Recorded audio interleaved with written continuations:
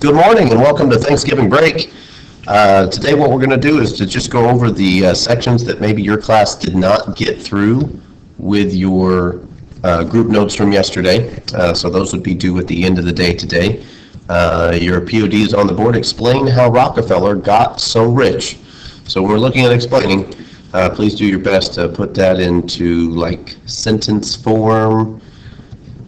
Not like a one-word answer, be crispy, kind of use some text and use some facts to explain. Excuse me. All right, so group one, we got through most of this yesterday, but if you're remote and you chose to do a different section, what was found on the hills of western Pennsylvania? Petroleum, or oil. So as we found this on the hills of western Pennsylvania, imagine life in 1865 if you're a farmer. Oh, that sucks. You can't plant crops there. So you're kind of upset at first that you've got this oily crap on your property, and you know what, times were tough. However, I'd be okay with it today, but some people had some ideas that there was just more than this scrappy stuff on the surface, this liquidy, gooey stuff that plants would go in. And they thought that if they dug down a little bit, they'd be able to find a little bit more, and they could maybe just drain it out so they could plant crops again. The first oil well was dug in Titusville,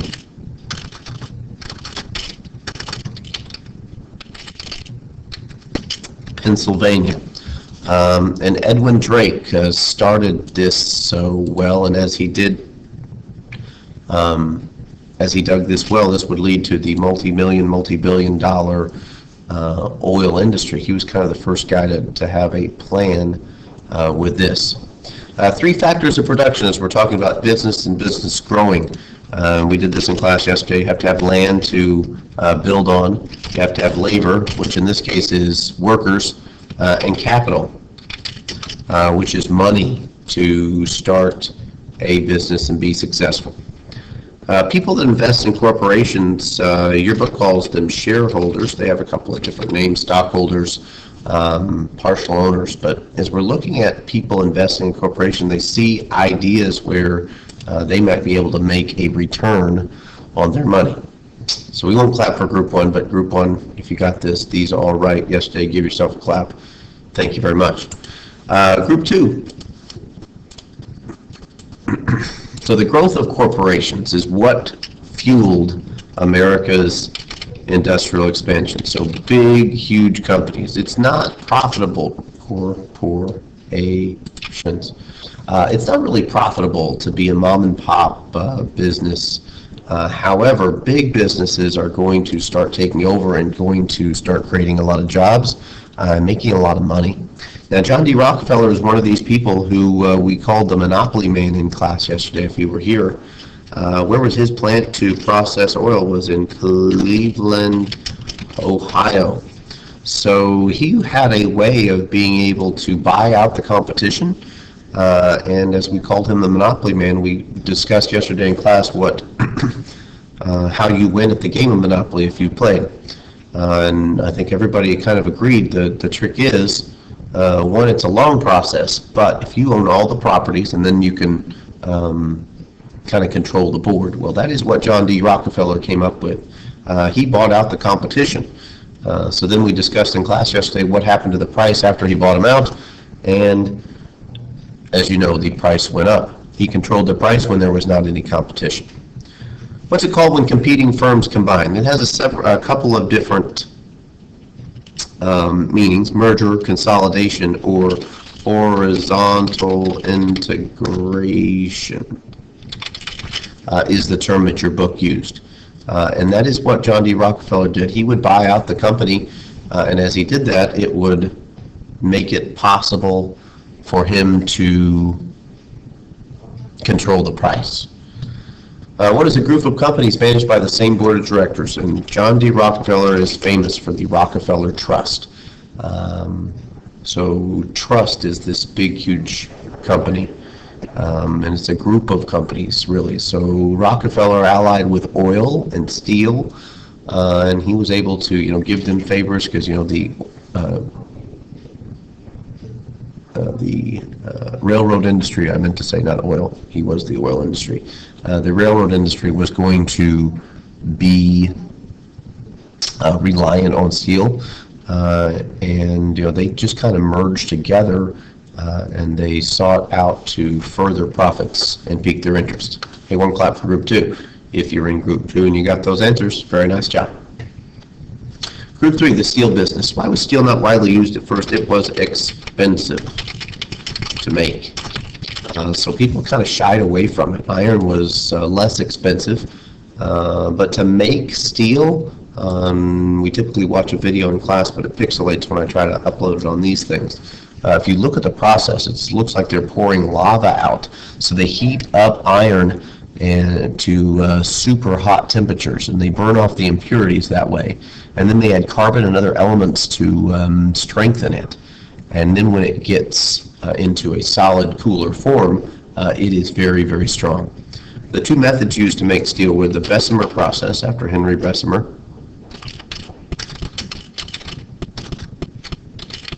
the guy who perfected it, and the open hearth process.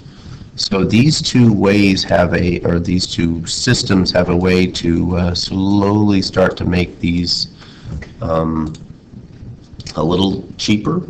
But again, they have to smelt the iron together, really heat it up, and that was a very labor-intensive and sometimes dangerous job. Steel was made widely in the United States, specifically in Pittsburgh, Pennsylvania.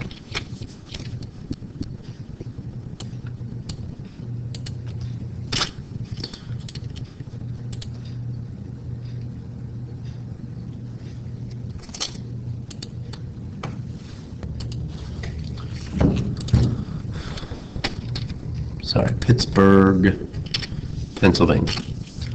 So Pittsburgh, the home of the Steelers, and lots of labor-intensive jobs in the steel industry. The leading figure of the steel industry was the son of a Scottish immigrant. His name was Andrew Carnegie. Now, as we look at the rags to riches tales and what gave many immigrants the idea that, hey, they could come to the United States and go from nothing and make quite a bit of money. Well, Andrew Carnegie and John D. Rockefeller were two of those guys. They really stuck to what they knew, and then they worked really hard and were able to achieve greatness in their industries respectfully. All right, one clap for Group 3 if you got that right. Nice job, Group 3. Group 4, vertical integration. The process of acquiring companies that provide equipment and services needed to run your business is that vertical integration. So if we had time in class, and some classes got to Group 4 being answered yesterday, vertical integration is if you have a skateboard company and you have to buy the little parts to make your skateboard company successful. Let's say that another student in class, we always give the example, like they make the wheels and you make the boards. Well, when you get to make more and more money, the people that are making your wheels think that they deserve a bigger cut, so they raise their prices. Well, it's a kind of a constant battle, so what vertical integration suggests is that you just buy out that wheel-making company. That way you can control the price. J.P. Morgan sold his company to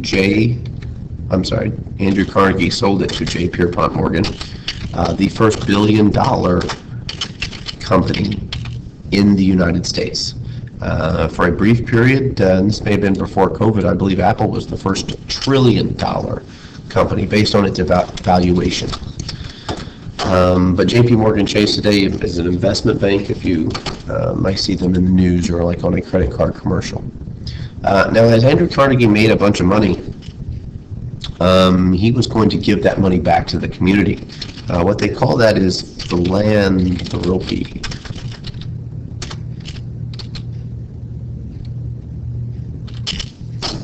There's an H there, sorry.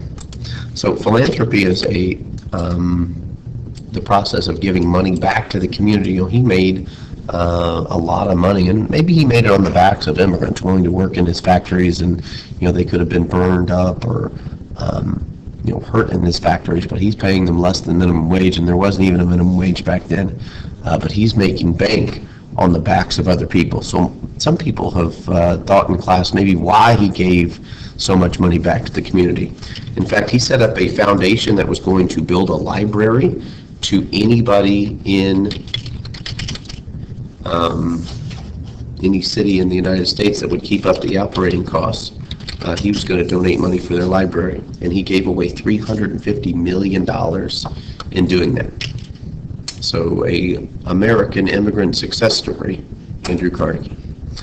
The last section, Section 5. What is the combining of other competing companies? Well, we could call it one of the types of integration, but merger or consolidation. And the book uses the word merger in this section.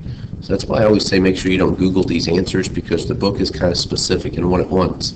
Somebody, for the first time in 13 years, caught a mistake yesterday in Group 5. It said by 1890 on my paper, but it said by 1900 in the book. I still have to fact check that to find out which one is correct. However, in that decade, let's say, how much of American manufacturing was controlled by just 1% of the country? A third. So this kind of shows the inequalities in America. We have some immigrants coming in working for pennies a day, while we have some people, business owners, making quite a bit of money. They're throwing $75,000 parties, which would be about $2.5 million today.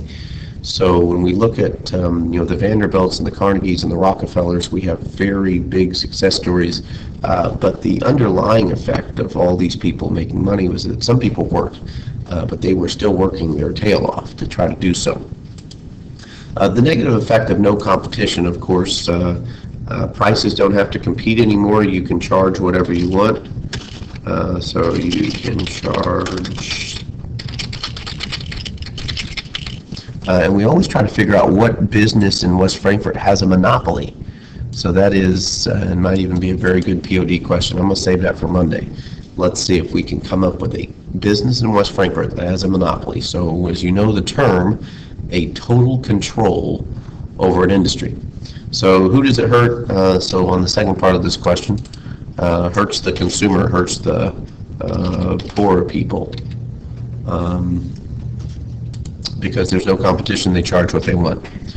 Because of that, Congress was going to act, and they passed the Sherman Antitrust Act. Now, Google might be under investigation for violations of the Sherman Antitrust Act, because if you look at how powerful they've gotten, now some people think they've just done really well, but how they get there, and it's kind of a tricky, touchy situation. I know that the court several years ago broke up the Microsoft Corporation a little bit because of its monopoly on its industry. So to prevent the public from having to pay super high prices, the Sherman Antitrust Act was going to be passed. So happy Thanksgiving, everybody. Wish I could sing the Thanksgiving song by Adam Sandler. Wouldn't be appropriate. But we'll see you back on Monday. And make sure this weekend you don't do anything to cause harm or embarrassment to yourself, your school, your family, social studies teacher, baseball coach, or community. Don't get arrested. Have a good weekend.